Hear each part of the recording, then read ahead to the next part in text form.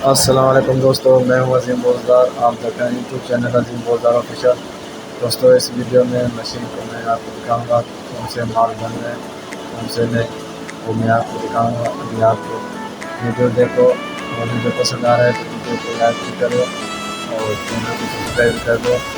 इसी तरह और भी वीडियो आपके सामने आते रहेंगे मशीन के, और मेरे चैनल को साउंड पे आ रहे हैं तो आपके पास फ़ौरन आता रहेंगे। कहते हैं वीडियो को